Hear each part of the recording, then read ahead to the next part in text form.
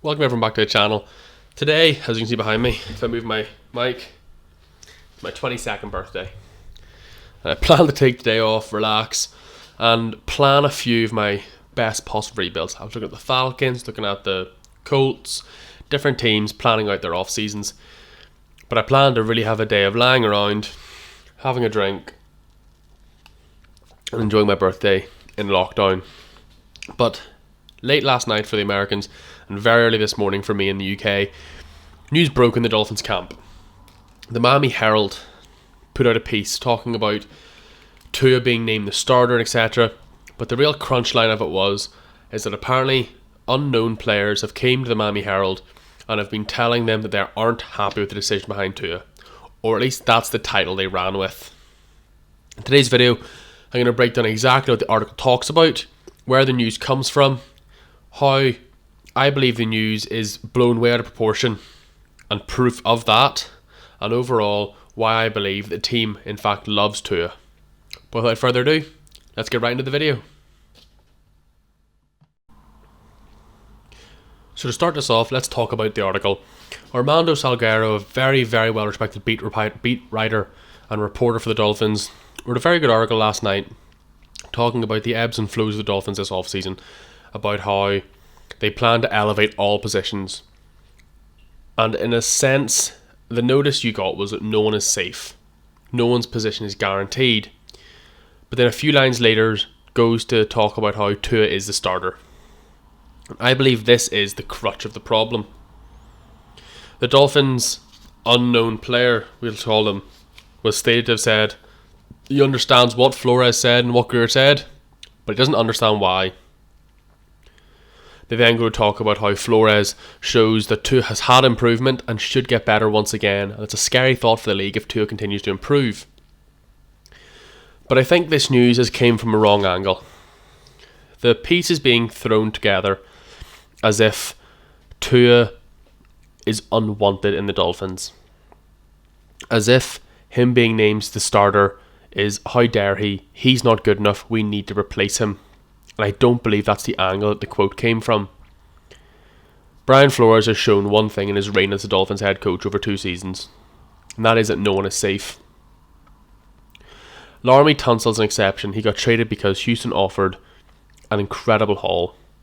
Minka, who was one of the best rookie safeties at the time, and probably one of the best safeties in the league now, got traded away because he didn't want to do what Flores wanted him to do. It's well known in the Dolphin circles that Minka Fitzpatrick did not want to be a tight end cover. It's not what he wanted to do. He wanted to play deep field, he wanted to play up in the box, but he did not want to be manned up on tight ends. And as Eric Rowe proved this year, that is the Dolphins' role for a safety. Kenny Stills was thrown into trades, players have been cut. The Dolphins under Flores are ruthless. If you don't take part, if you don't play up to scratch, you will be out. That was proven last off-season, and in reality every off-season I've ever been a Dolphins fan where Xavier Hard's name is thrown into the mix of trade talks, no matter how elite he is. Last season, injuries derailed him, and even after that there were still talks about trade rumours around Xavier Hard. Even as I sit here today, I go on Twitter and I have to very quickly close it because the first tweets I see are Tua, 3rd overall pick, Xavier Hard for Deshaun Watson. I don't believe the complaint from a player, if it is true, comes from a meaning of we don't like Tua. I think it simply comes from a meaning of no one's place on the roster is safe, but you may be giving Tua that safety. There's no one else on the team right now that he's going to come out and say this person is guaranteed to be here next year, because it's not how Flores runs. But I think Tua is a special scenario. Deshaun Watson throws a spanner in the works because he is an elite talent at a young age on a long-term contract. But you have to look at this realistically. There will not be a quarterback on the board at number 3 better than Tua. There is not a quarterback in this draft not called Trevor Lawrence who is better than Tua. There is no need to worry about the Dolphins drafting a quarterback. You have to remember, last year Tua was the perfect fit for over a year, lining up that pick. And even at the number 5 overall pick, there was talks about Miami going elsewhere, not at a quarterback. The Dolphins are not taking a quarterback high in this draft. Yes, there's a possibility they send the house to Houston for Deshaun Watson.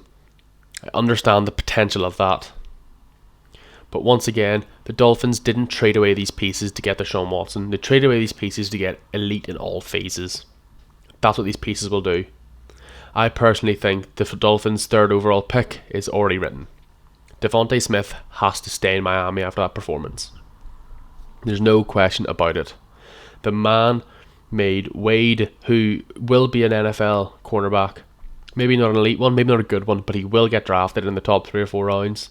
He made him look embarrassing. He walked around him. It was very reminiscent of what Diggs had done this season for Buffalo. And when I get asked, what does Tua need? He needs Stephon Diggs. He needs Devontae Smith.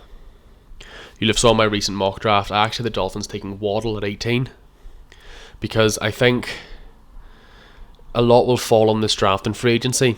PFF put up a thing about the most recent free agents and their expectations.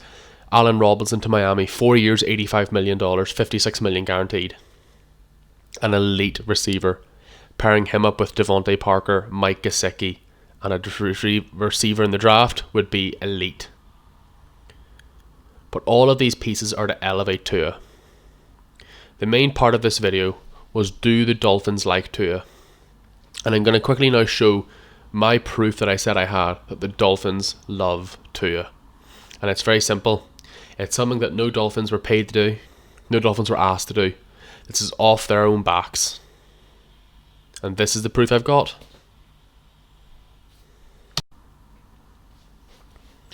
It's pretty clear to see he's a loved player on the roster. When you go to his Instagram, his most recent post, and let's get the list going. Tua puts up a post stating, "Thank you very much for the opportunity. He's blessed to be part of an organisation with great men, and there's more to come. Devontae Parker, Mike Gesicki." And look at all of these players. NFL players across the board. Robert Hunt, the offensive lineman. Brandon Jones, the rookie safety. There are comments from NFL and, most importantly, Dolphins players all over the place. It's a pretty simple philosophy. The Dolphins hold a no person is safe approach, similar to what the Patriots did. You must perform to stay in the team, and I believe that is what has caused the disparity of rumoured practice squad players. Tua Tagovailoa, barring Houston's asking price being ungodly low for Watson, is the Miami Dolphins' future. The weapons will come this offseason, and then we'll get a year to look at what he is.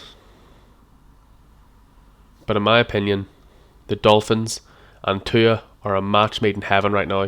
They're going to move forward together, and they're going to succeed. If you have any other opinions on the matter, if you think I've missed something in this video whilst talking about the situation we have in front of us, please let me know. Comment, hit me on Twitter at NFL Faulkner. We'll have a discussion. Thank you very much for watching. Hope you have a great day, and I'll see you soon.